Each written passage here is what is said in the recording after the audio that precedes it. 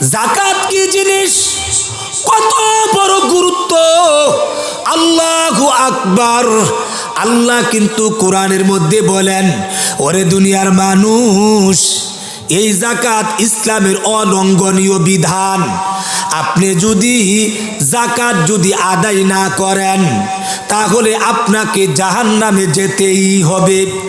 কোরআনে আল্লাহ সূরাতুত তাওবার মধ্যে বলেন, আল্লাহ বলেন, ওয়াল্লাযীনা ইয়াকনিজুনাজ যাহাবা ওয়াল ফিদ্দা ওয়ালা ইউনফিকুনাহা ফি সাবিলিল্লাহ।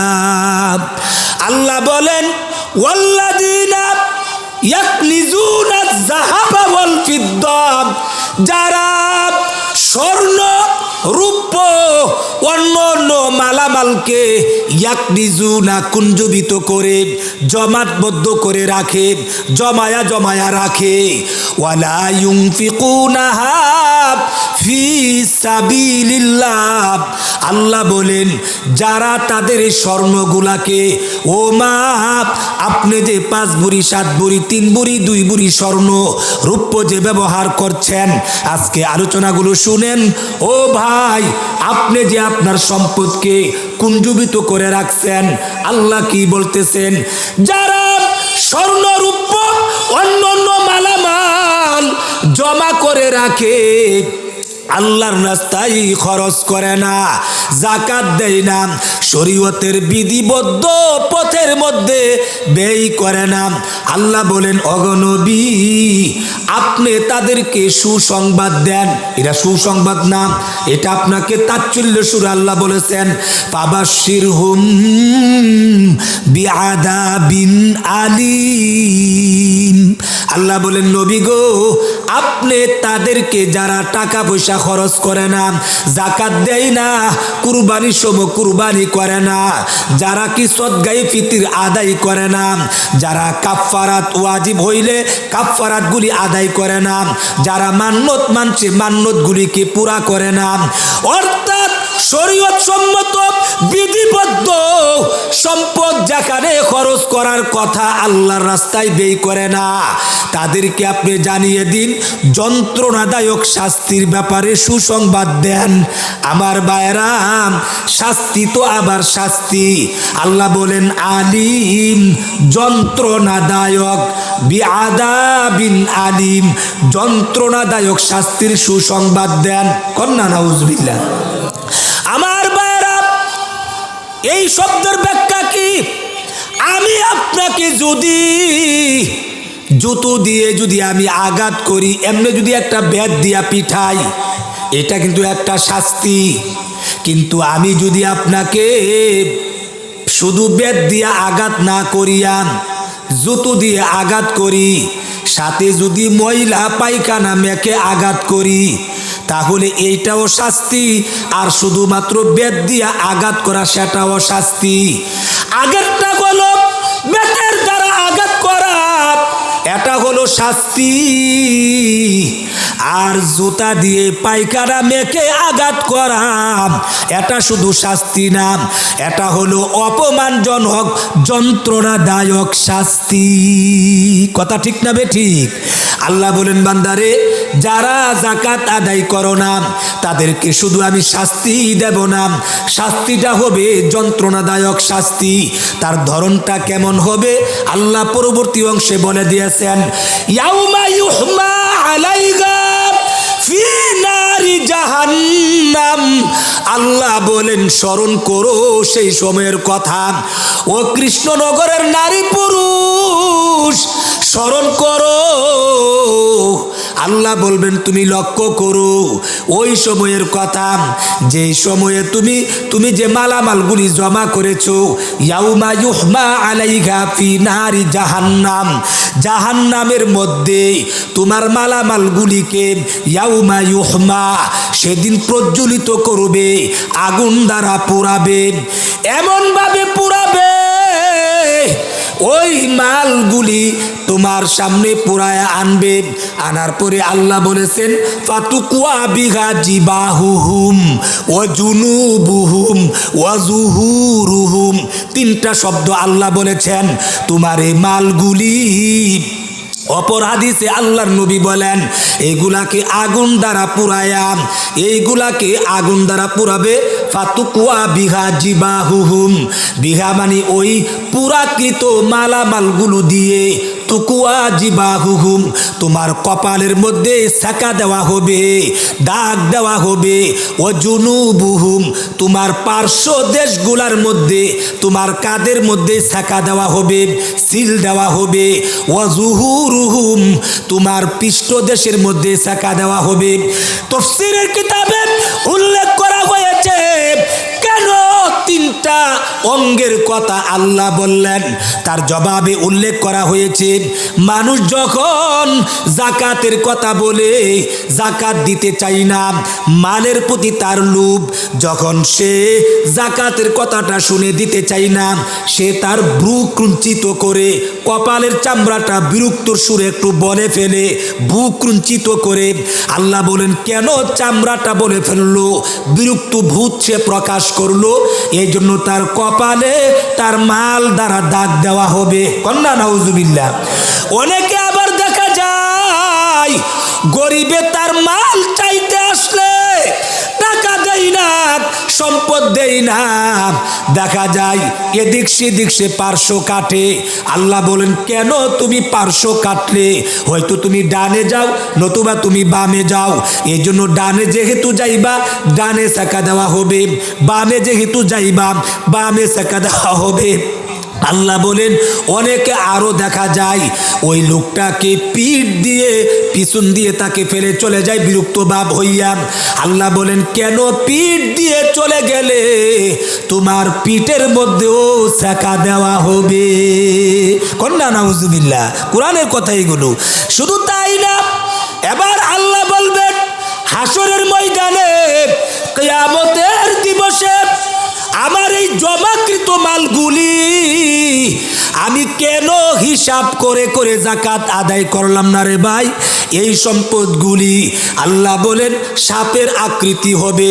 আল্লাহ তার জবান খুলে দিবে, মালগুলি বলবে আনা মালুকা, আমি হইলাম তোমার মাল, আনা কানজুকা, আমি হইলাম তোমার গচ্ছিত সম্পদ, এইভাবে বলবে। আর সাপের আকৃতিতে আমাকে দংশন করবে। এই মালগুলোর থেকে আসবে হাযা মা কানাজতুম লিআনফুসিকুম, আল্লাহ বলবেন ওরে বান্দা বান্দি এইগুলো হলো তোমার জমাকৃত মাল। হাযা মা কানাজতুম, এইগুলো হলো মা ওই জিনিস, কানাজতুম লিআনফুসিকুম যা তুমি তোমার নিজের জন্য পৃথিবীতে জমা রেখেছিলে, আল্লাহর রাস্তায় ব্যয় করো নাই, পাওনাদারের পাওনাগুলি তুমি দেও নাই। কন্যা নাউজুবিল্লাহ। আমার ভাইরা, যাকাত না দেওয়া কত বড় গুনাহ, অন্য অন্য গুনাহ। আল্লাহ গুনার কথা বলেন, এরপরে গুনাহটার শাস্তি কি তা উল্লেখ করেন। এটা কোরআনের একটা আদব নিয়ম। আগে গুনার কথা বলা, এই গুনাহ করলে কি শাস্তি হবে তা পরবর্তীতে উল্লেখ করা। কিন্তু যাকাত এত বড় একটা মারাত্মক ইবাদত না দেওয়া এত বড় মারাত্মক গুনাহ। আল্লাহ যাকাত না দেওয়া ব্যক্তির প্রথমেই তার শাস্তির কথা তুলে ধরেছেন, এরপরে যাকাতের কথা তুলে ধরেছেন। আল্লাহ কোরআনের মধ্যে বলেন ওয়াইলুল লিকুল্লি হুমাযাতিল লুমাযা, আল্লাহ বলেন ওয়াইল ধ্বংস ওই ব্যক্তি, ধ্বংস প্রত্যেক ওই ব্যক্তি, লিকুল্লি হুমাযাতিল লুমাযা যারা সাক্ষাতে মানুষকে অপমান করে আর যারা অসাক্ষাতে মানুষের পিছনে গীবত নিন্দা করে। 3 নম্বর বলেছেন আল্লাযী, ধ্বংস প্রত্যেক এমন ব্যক্তি আল্লাযী জামা মালাম যারা তার মালকে জমা করে, ওয়া আদ্দাদা আর শুধু গণনা করে। কন্যা নাউজুবিল্লাহ। যারা পৃথিবীর মধ্যে প্রতিদিন মাল আজকে কত কামাই করলো, আগামীকাল কত কামাই করলো, প্রতিদিন শুধু গনেন, লসনি হয়ে গেল, খরচ করতে চাই না। যারা মালকে জমা করে কুঞ্জীবিত করে ও আদা আর মালকে সে শুধুমাত্র জমা করে, আল্লাহ বলেন এমন যারা মাল জমা করে যাকাত আদায় করে না, এমন ব্যক্তি ধ্বংস। কন্যা নাউজুবিল্লাহ। আল্লাহ কুরআনে বলেছেন। এজন্য আমার ভাইয়েরা, যাকাত ইসলামের একটা অলঙ্ঘনীয় বিধান, কিন্তু যাকাতের ব্যাপারে আমাদের সমাজে আলোচনা হয় না। কথা ঠিক না বেঠিক? আলেম উলামারাও আলোচনা করে না, মানুষেরাও জানে না কোন কোন মালের মধ্যে যাকাত আসে, কি পরিমাণ যাকাতরা দেওয়া লাগবে, কতদিন সম্পদরা থাকলে যাকাত দেওয়া লাগবে, আমরা এইগুলো জানি না। আমার ভাইয়েরা, যাকাত কেন দিবেন? ধনী বানাইবার মালিক কে? আরো জোরে বলেন কে? গরিব বানাইবার মালিক কে? আল্লাহ বলেন বান্দা বান্দি, টাকা পয়সা সম্পদ এইটা ক্ষমতা বলে, বাহু বলে, যোগ্যতা বলে কেউ অর্জন করতে পারে না। আমি আল্লাহ যাকে ধনী বানাইবার সিদ্ধান্ত নিয়েছি, কেবলমাত্র সেই সম্পদের মালিক হতে পারে। কথা ঠিক না বেঠিক? এই জন্য আল্লাহ বলেন ইন্না রব্বাকা, নিশ্চয় তোমার রব আমি আল্লাহ, ইয়াবসুতুর রিজকা লিমান ইয়াশাউ ওয়া ইয়াকদির, যাকে ইচ্ছা তাকে আমি ইয়াবসুতুর রিজকা, রিজিকের প্রাচুর্যতা দান করি, ধনী বানায়া দেই, ওয়া ইয়াকদির, আবার যাকে ইচ্ছা তাকে আমি পরিমাণ মতো দেই, কমায়া দেই, গরিব বানায়া দেই। এজন্য ধনী হওয়াও বড় কথা না, গরিব হওয়াও বড় কথা না, বড় কথা হলো ধনীকে ধনী বানাইয়া আল্লাহ যে পরীক্ষা নিতেছেন সে যাকাত আদায় করে কি না, আর গরিবকে গরিব বানাইয়া আল্লাহ পরীক্ষা নিতেছেন গরিবের হালতে সবরের পরিচয় দেয় কি দেয় না। এজন্য ধনী হওয়াও বড় কথা না, গরিব হওয়াও বড় কথা না, বড় কথা হলো আল্লাহ যাকে যে অবস্থায় রেখে পরীক্ষা নিতেছেন, আল্লাহর দেওয়া পরীক্ষার মধ্যে পাস করলাম কি করলাম না। কথা ঠিক না বেঠিক? এজন্য আমার ভাইরা, এই যাকাত এত বড় গুরুত্বপূর্ণ বিষয়।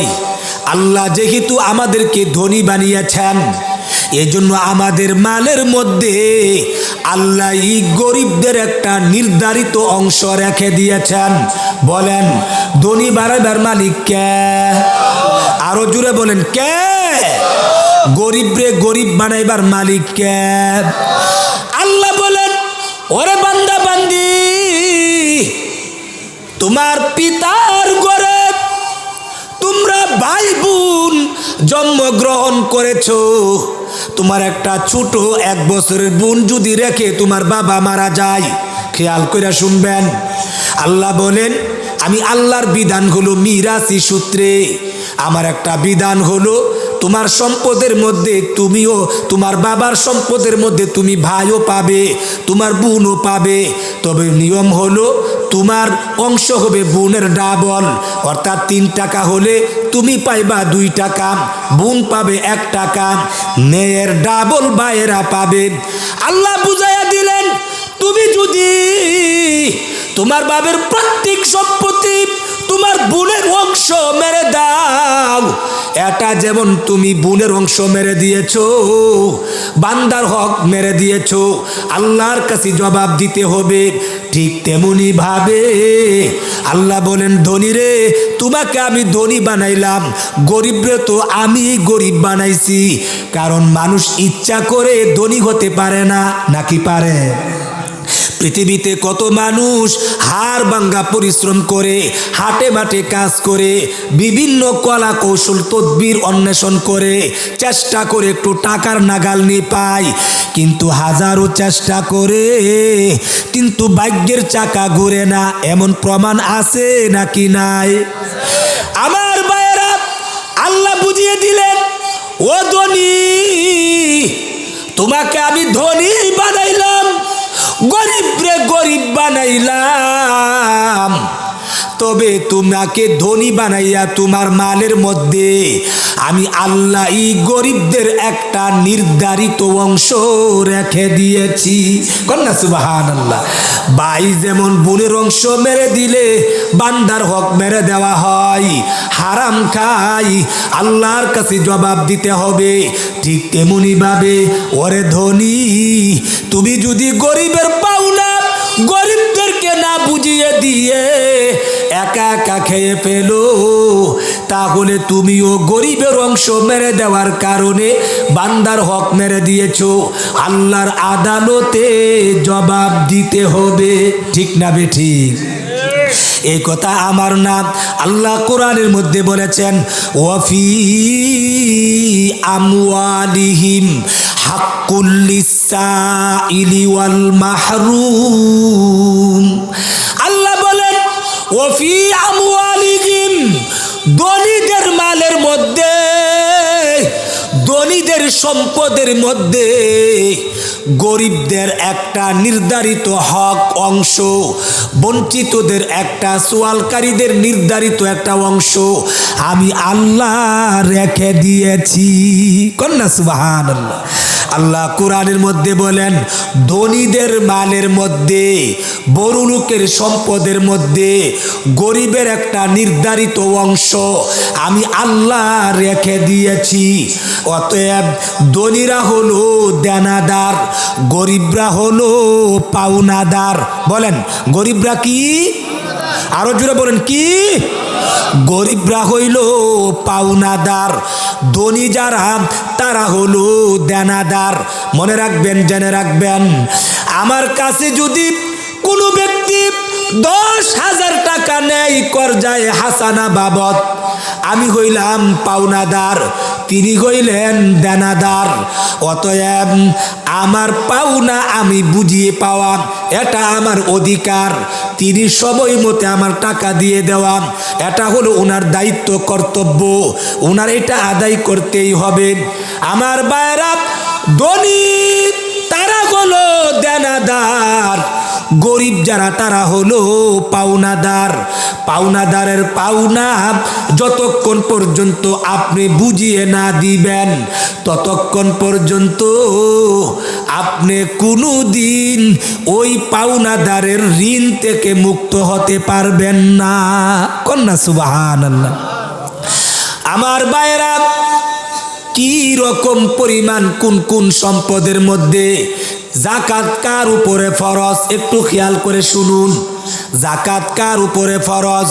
মনে রাখবেন, জেনে রাখবেন, আকেল বালেগ মুসলিম, অর্থাৎ মুসলমানের উপরে জাকাত ফরজ। কাফের বেঈমান মুশরিক যারা, তাদের উপরে জাকাত ফরজ না। বালেগ প্রাপ্তবয়স্ক নারী পুরুষের উপরে জাকাত ফরজ। নাবালেগ বাচ্চা বাচ্চির উপরে জাকাত ফরজ না। নাবালেগ বাচ্চা কোটি কোটি টাকার মালিকও যদি হয়, প্রাপ্তবয়স্ক হওয়ার আগে তার উপর জাকাত ফরজ না। আর একটা হলো আকেল বুদ্ধিমান, অর্থাৎ পাগল, মস্তিষ্কের ভারসাম্যহীন পাগল, একেবারে মাতাল পাগল, এই পাগলের উপরও জাকাত দেওয়া ফরজ না, যতক্ষণ না পর্যন্ত সুস্থ না হবেন। মনে রাখবেন, মুসলমান হওয়া লাগবে, প্রাপ্তবয়স্ক হওয়া লাগবে, আরেকটা হলো বুদ্ধিমান হওয়া লাগবে। এই তিন জিনিস আমাদের মধ্যে সবারই আছে, আছে না নাই? আমরা যারা আছি, আমরা সবাই মুসলমান, একটা শর্ত পাইলাম। আরেকটা হলো আমরা সবাই প্রাপ্তবয়স্ক, যারা আছেন, মা বোন যারা শুনতেছেন, প্রাপ্তবয়স্ক, উপযুক্ত, বালেগ বালেগা, এই শর্ত পাইলাম। আরেকটা হলো বুদ্ধিমান, পাগল না, আমরা সুস্থ মস্তিষ্কের অধিকারী, অতএব আমরা এই গুণটাও পাইলাম। 4 নম্বর হলো আপনার মধ্যে 3টা গুণ পাওয়ার পরে আপনার কাছে যদি যাকাত যোগ্য সম্পদ থাকে, সম্পদ থাকলে ওই যাকাত দেওয়া ফরজ না। আপনার যদি কানি ক্ষেত থাকে, যাকাত দেওয়া ফরজ না। আপনার যদি 10টা বাড়ির মালিকানা থাকে, যাকাত দেওয়া ফরজ না। অর্থাৎ যাকাত যোগ্য সম্পদ হওয়া লাগবে। এবার শুনেন যাকাত যোগ্য সম্পদ কি কি? স্বর্ণ। ও মা, স্বর্ণ আপনার কাছে যদি থাকে স্বর্ণটা ব্যবহার করেন অথবা নাই করেন। আপনার মালিকানায় যদি স্বর্ণ থাকে 7.5 ভরি পরিমাণ, তাহলে এই স্বর্ণটা আপনার নেসাবের পরিমাণ। স্বর্ণ হলো যাকাত যোগ্য সম্পদ। আরেকটা হলো রূপা। রূপাও যাকাত যোগ্য সম্পদ, রূপার উপরে যাকাত আসবে। আরেকটা হলো নগদ টাকা।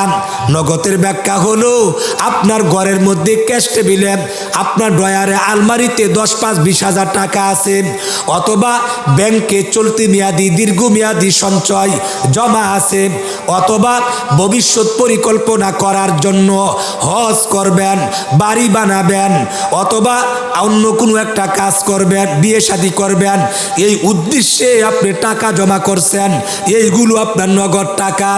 আরেকটা হলো বিদেশি টাকা, বৈদেশিক মুদ্রা, দেশীয় মান মূল্য।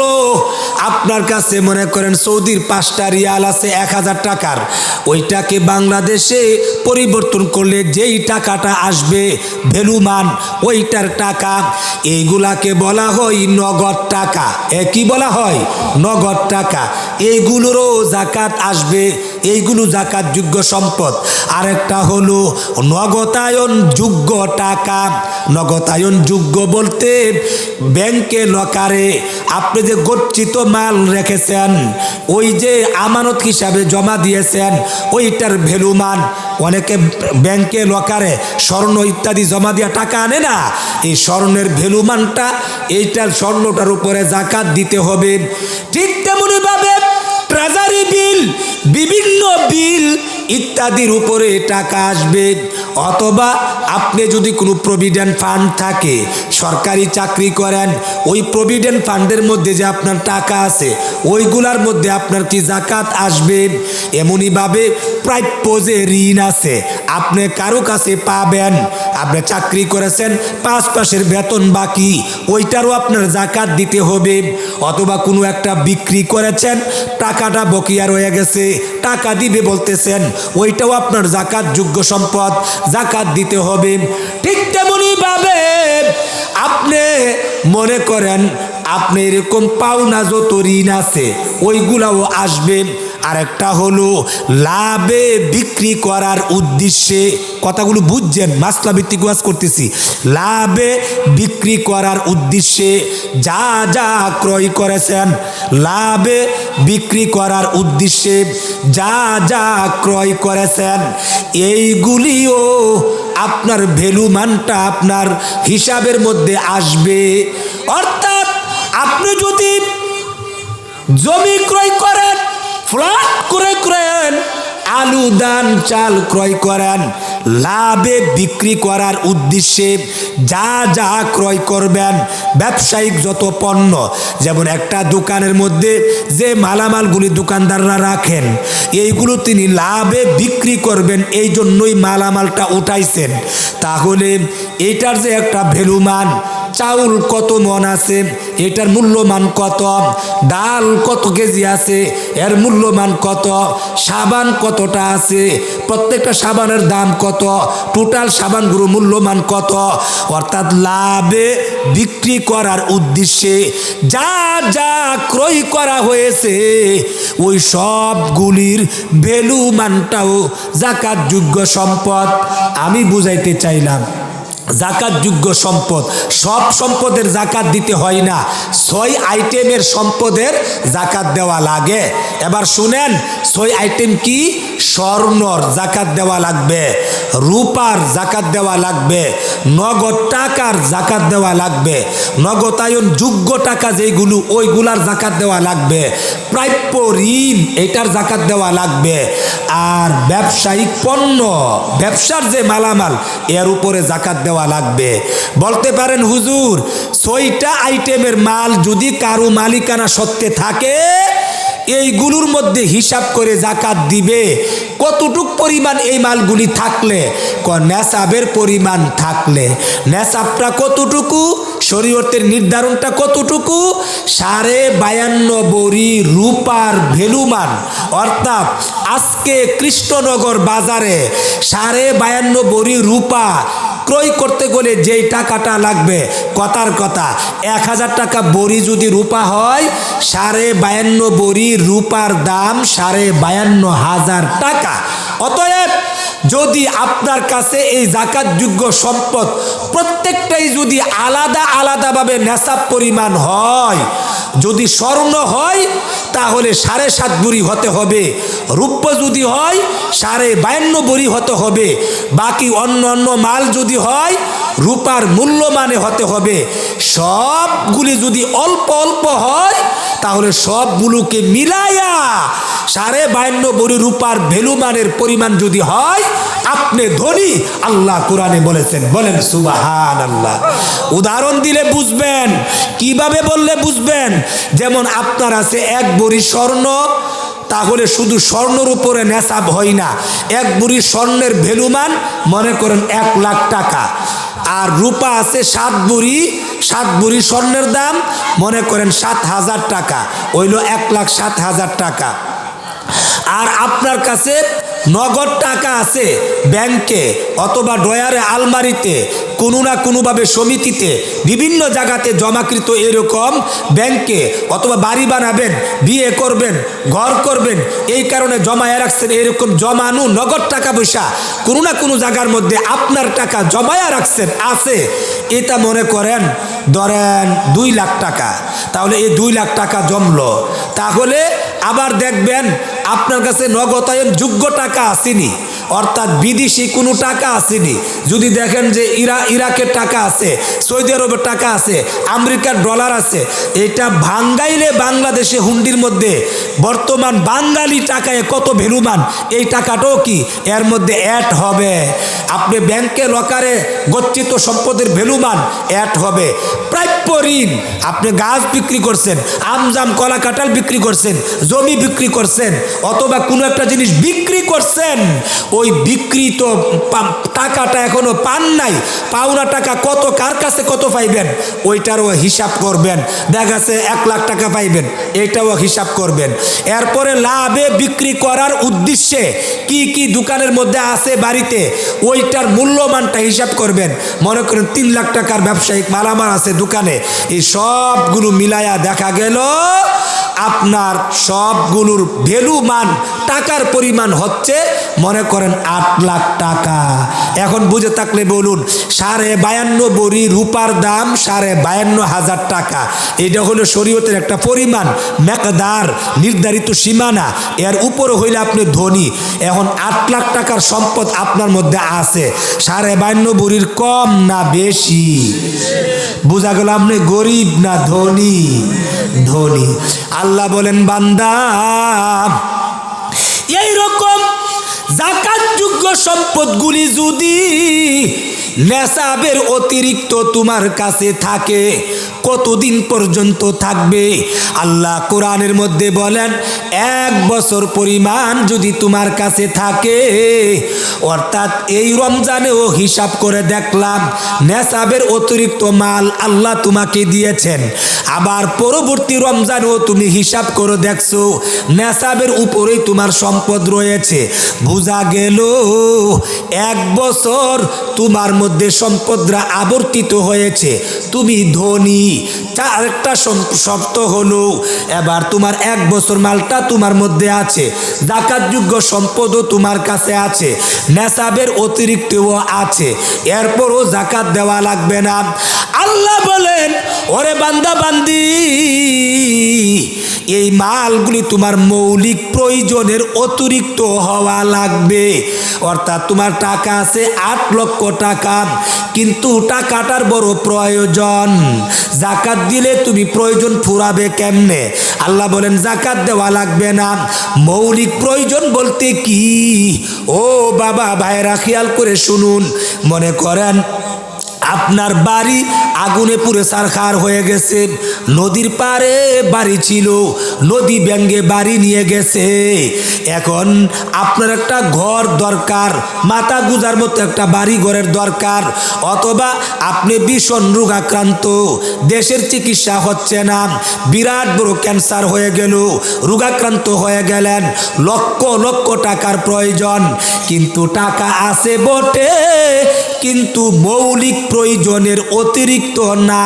কারণ যেই টাকা আছে বাড়ি বানান লাগবে, যেই টাকা আছে চিকিৎসা কইরা বাঁচা লাগবে। আল্লাহ বলেন বান্দা বান্দি, আগে চিকিৎসা করো, আগে তোমার ঘর বানাও, বানাইবার পরে থাকে যদি নেসাবের পরিমাণ, তখন তুমি যাকাত দিবে, নতুবা তোমার মৌলিক প্রয়োজনের কাজে তুমি ব্যবহার করবে। কন্যা সুবহানাল্লাহ। সম্পদরা হতে হবে মৌলিক প্রয়োজনের অতিরিক্ত। আর একটা শর্ত হলো ঋণ থেকে মুক্ত। আল্লাহ বলেন তোমার সম্পদ থাকলেই দেওয়া লাগবে না। আল্লাহ বলেন সম্পদগুলি হতে হবে ঋণ থেকে মুক্ত থাকা অবস্থায়। টাকা আছে 8 লক্ষ, ঋণও আছে 8 লক্ষ। আল্লাহ বলেন যাকাতের দরকার নাই, আগে পাওনাদারের পাওনা দাও, ঋণ দাও, যাকাতের দরকার নাই। হ্যাঁ ঋণ আছে বটে, ঋণ দেওয়ার পরেও নেসাবের পরিমাণ সম্পদ তোমার কাছে থাকে, তাহলে তুমি যাকাত দিবে। তাহলে যাকাতের জন্য আরেকটা শর্ত হলো ঋণ থেকে মুক্ত থাকা অবস্থায় নেসাবের পরিমাণ যাকাতযোগ্য সম্পদরা থাকা লাগবে। কথা ঠিক না বেঠিক? আমার ভাইরা, আরেকটা শর্ত হলো এই যাকাতের টাকাটা এইভাবে যদি আপনার মালিকানা থাকে, আল্লাহ বলেন ও বান্দা বান্দি, আমি কত বড় দয়া করেছি, আমি কিন্তু বলি নাই তোমার সব সম্পদের যাকাত দাও, আমি বলেছি যাকাত যোগ্য সম্পদ থেকে যাকাত আদায় করম।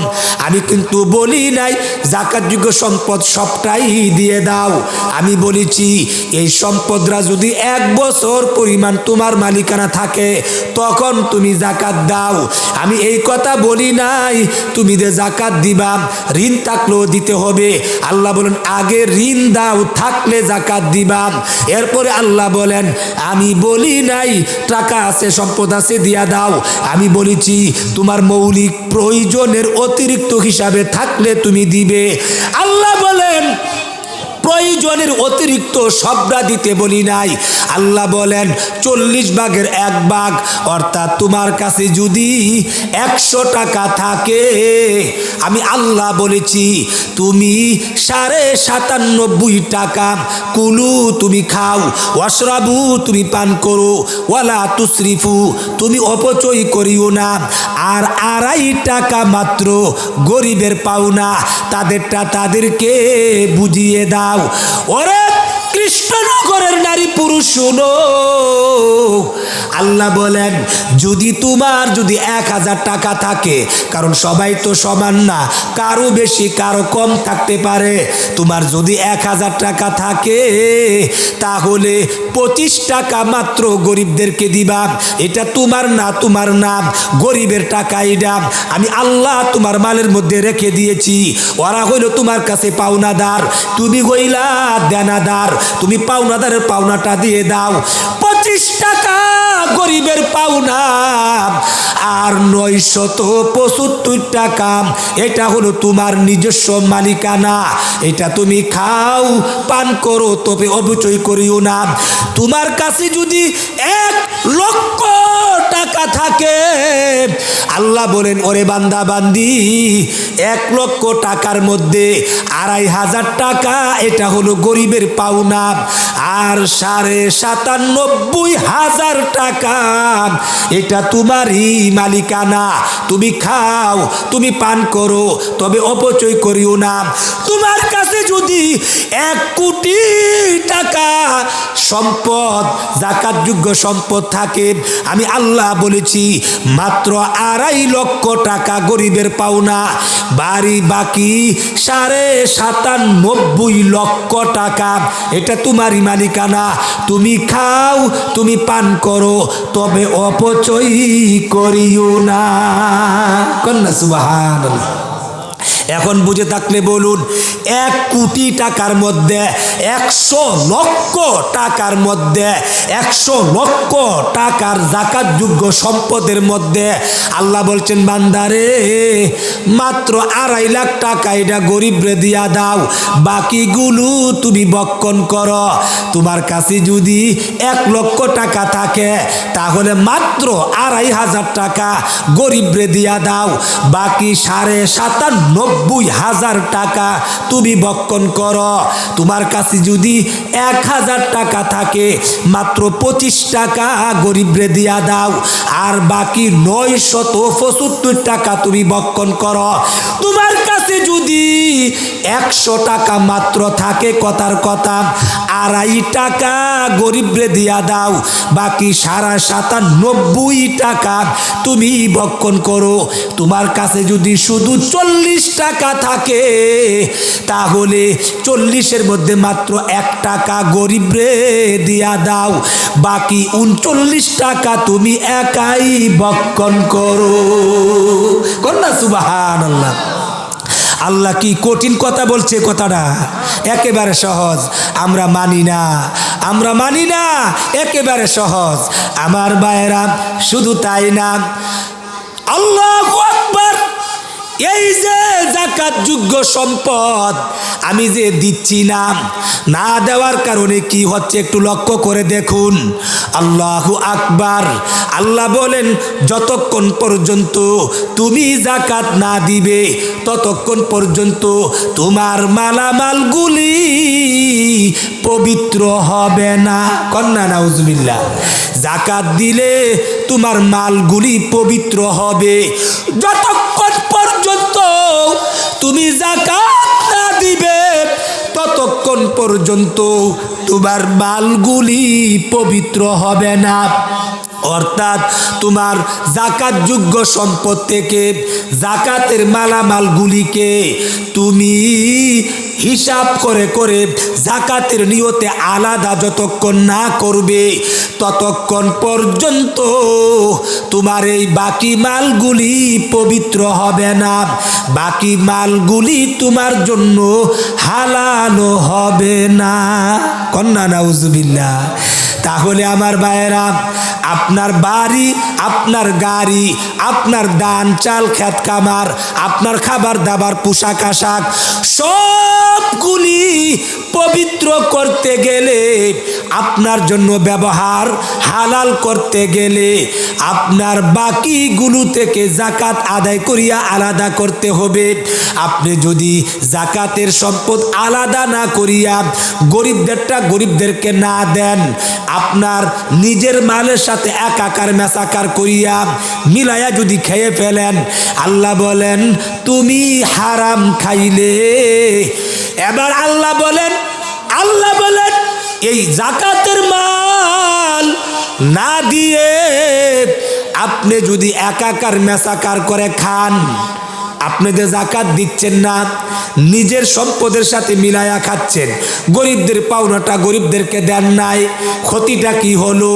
হাদিস শরীফে আল্লাহ নবী বলেন লা ইয়াদখুলুল জান্নাতা জাসাদুন গুজিয়া বিল হারাম।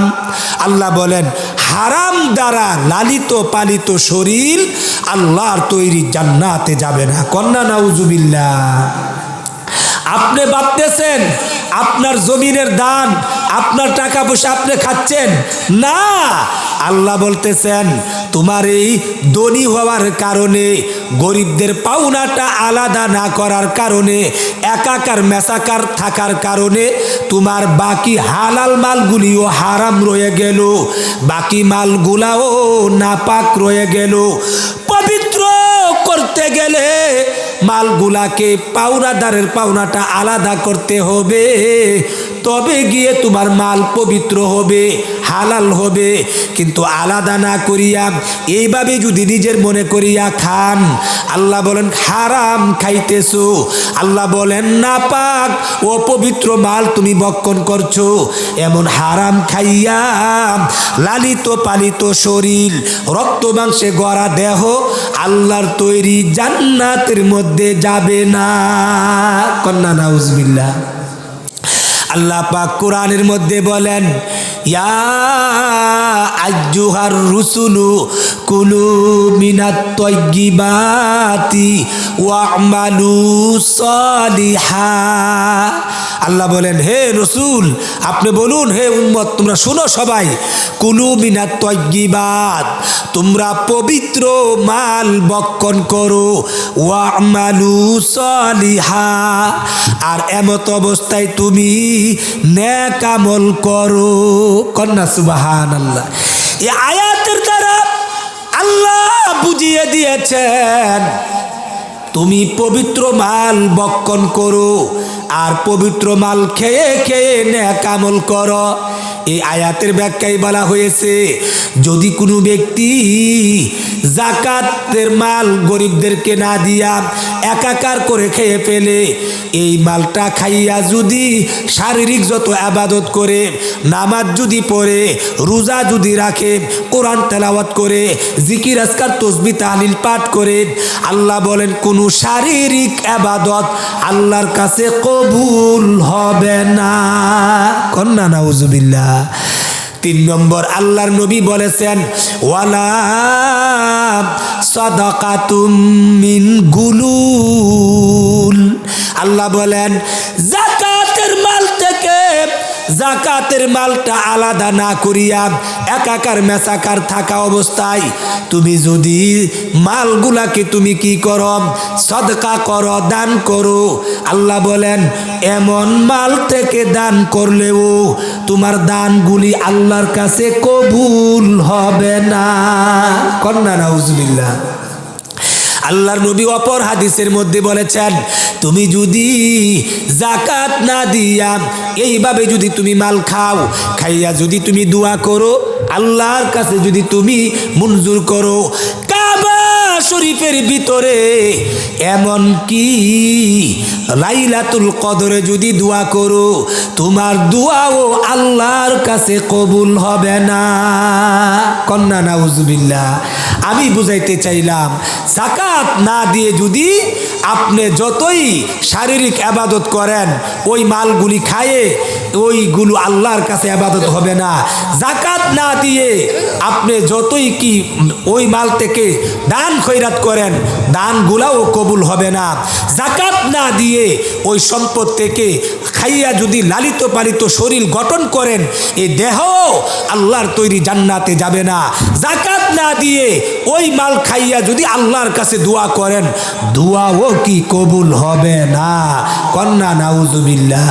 আমার ভাইয়েরা, আজকে সমাজের মধ্যে সবচাইতে অবহেলিত, লাঞ্ছিত, বঞ্চিত, মজলুম একটা ইসলামের অলঙ্ঘনীয় বিধান যাকাত। এই যাকাত নামক একটা ফরজ বিধান আমরা আমল করি না। হুজুর এসে পড়েছেন, আমি ছেড়ে দিচ্ছি।